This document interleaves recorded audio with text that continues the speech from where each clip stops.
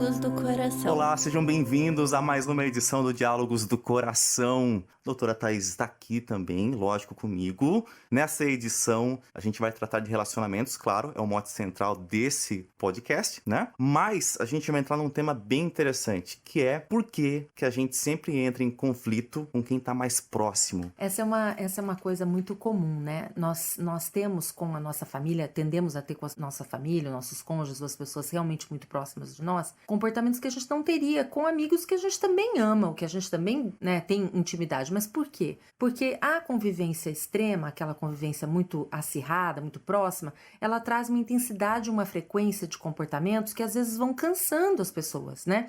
Porque tudo na vida é intensidade e frequência. Inclusive em relação a transtornos ou doenças mentais, você sempre pensa em termos de intensidade e frequência, para saber se você tem ou não um problema, né? Então, quando você está em família ou com um cônjuge, você às vezes, um comportamento que você teria, que não te incomodaria muito, porque você veria aquilo uma vez a cada 15 dias, uma vez por mês, você tem ele talvez repetido 20 vezes ao mesmo dia, no decorrer do teu dia, né? Certo. Então a gente acaba perdendo a paciência muito mais fácil com os membros da família, e geralmente a gente acaba tendo os maiores conflitos com as pessoas que a gente mais ama, o que chega a ser uma incongruência, porque a gente se permite fazer isso, porque a gente tem uma ilusão de que talvez essas pessoas nunca nos deixem ou nos abandonem, né? Coisa que a gente não se permitiria fazer com um amigo, porque a gente sabe que ao fazer, provavelmente vai perder a amizade. Então isso é a primeira coisa. A gente acaba entendendo que, tipo, o laço que a gente tem com quem tá mais próximo é tão mais apertado que ele não vai se soltar tão fácil, e a gente acaba abrindo mão dos freios e fazendo coisas que, tipo, a gente sabe que o amigo iria embora. E sim, isso é uma coisa, né? A gente perde o limite, digamos assim, algumas vezes, né? Justamente por ter essa confiança, mas eu gostaria de ressaltar que é uma confiança falsa. Porque às vezes a gente vê, infelizmente, famílias se destruturando, filhos que não conversam com os pais mais, né? Ou ao contrário, pais também que estão magoados com filhos, cônjuges que acabam não tendo mais condição nenhuma de conversa entre si, justamente por conta que esqueceram essa regra. Não é porque tá próximo, não é porque eu amo que eu vou ter que suportar qualquer coisa ou qualquer comportamento. Às vezes eu prefiro até ficar meio longe dessa pessoa, por mais que eu ame, porque o nível de relacionamento tá muito difícil. Tá, se a gente é diferente com quem tá perto, em qual dos dois casos a gente tá sendo sincero de verdade? Nos dois. É? Porque primeiro que a gente nunca consegue ser outro, a gente até tenta, mas a máscara cai, né? De quando a gente tá tentando ter uma falsidade, digamos assim, tentar fazer só um personagem, eventualmente, quando essa pessoa se aproxima um pouco mais, ela vai ver que não é bem assim. Então, nós somos os dois, só que um é um pouco mais maquiado, é um verniz, é uma coisa mais apresentável, digamos, socialmente, talvez seja assim que a gente se coloque para os nossos amigos, né? Não vai deixar eles perceberem todas as nossas mazelas de primeiro, mas assim que as pessoas vão se aproximando, elas vão começando a conhecer também o nosso outro lado. Então, mas os dois lados somos nós, entende? Porque nós não somos assim, clivados no meio, tipo, sou de um jeito com uma pessoa totalmente diferente, a não ser que a gente fosse psicopata, né? Aí sim. Por que você não conversa comigo como você conversa com seus amigos? Então, Cidan, eu gosto de uma frase do Nelson Rodrigues que fala o seguinte: é muito fácil amar a humanidade, difícil é amar o próximo. Ou pelo menos eu acho que é por aí.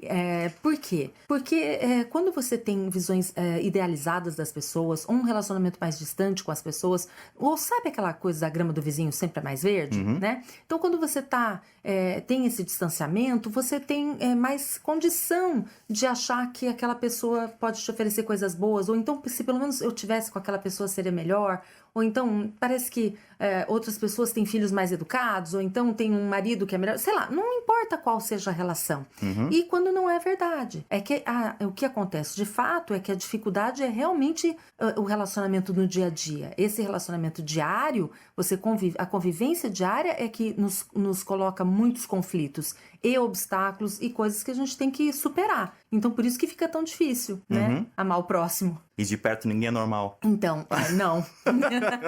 Eu acho que não. Então, se você tá muito perto de alguém... O que seria esse normal também, né? Se a gente parar pra pensar, é tema talvez para um outro episódio, porque, na verdade, nós somos muito únicos, né? E os relacionamentos se dão de formas diferentes. Por exemplo, algumas pessoas não conseguem conviver com a menor inconveniência. Então, acabam os relacionamentos muito cedo, né? Não se dão a menor trégua, não se dão nem a chance de tentar, porque não suportam nenhuma frustração informação vinda do outro e tal. E aí você tem o outro lado da moeda também, que é o outro extremo, que são pessoas que tentam demais, tentam tanto que acabam assim se esvaindo e o relacionamento acaba e a pessoa continua também sem ter, ou sozinha, digamos, porque de fato ela não conseguiu se separar desse relacionamento difícil a tempo também de achar uma nova opção para a vida dela, ou uma nova possibilidade de relacionamento. E o ideal seria o equilíbrio. O ideal seria nem que a gente não desistisse tão cedo, ou também nem que a gente insistisse tanto. O ideal seria, mais uma vez, a gente achar formas de nos comunicarmos, né? Seja para ficar, seja para partir. O segredo é o diálogo? Sim, sempre. Aliás, a gente falando de relacionamento, né, como é o tema principal aqui do podcast, sempre a gente vai estar falando de diálogo também. As duas coisas andam juntas. Acho que quando a gente começa a se relacionar com alguém, a gente presencia uma mudança, porque todo mundo começa a conhecer alguém como amigo, né? A gente não pula essa etapa, você não parte do zero ao casamento. Enfim, enquanto você tem amigos em volta, você tem esse parâmetro, né, de relação. Então, o ideal é que as pessoas possam continuar amigas, em todos os sentidos, porque é o que mais segura um relacionamento, é se o casal, por exemplo, for amigo um do outro, for companheiro, realmente, né? Se não, as outras coisas podem ruir. Mas mesmo um relacionamento de pais e filhos, lógico que você tem que manter o seu papel, né? Por exemplo, eu sou mãe, tem que manter o papel. Eu não posso ser só amiga dos meus filhos. Meu papel principal é o de mãe. Mas se eu não tiver uma amizade com eles, eu não vou conseguir, talvez, nunca ter um diálogo sincero, ou ter uma coisa realmente íntima, ou uma coisa à vontade com eles. Porque daí eu vou estar só no papel de mãe. Então, a amizade é importante em todos os relacionamentos humanos, não só, obviamente, no conjugal. Legal. Pra gente encerrar, queria fazer uma pergunta que é pra deixar claro pra todo mundo um ponto. Como é que eu sei que o equilíbrio tá presente na minha casa, no meu relacionamento? Bom, quando vocês não estão se matando já é um bom sinal, já é um ótimo sinal. E, por exemplo, quando você percebe que você não se incomoda com as coisas, você consegue entender o que são coisas pequenas, que são possíveis de conversar, debater e ceder, tipo, olha...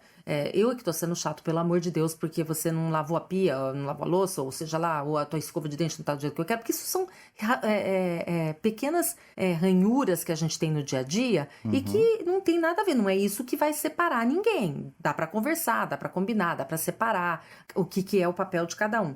Agora, o problema chega realmente quando você não tem mais como debater as coisas grandes. Então, quando há uma discórdia realmente nas coisas grandes, né? Realmente o rumo que você quer dar para algumas coisas na sua vida é totalmente diferente do rumo que eu quero dar na minha, por exemplo, né? Seja em educação de filhos, seja na condução né? Que você sabe que casamento é uma empresa, Sim. né? Seja na condição de como levar essa empresa adiante, né? Esse negócio.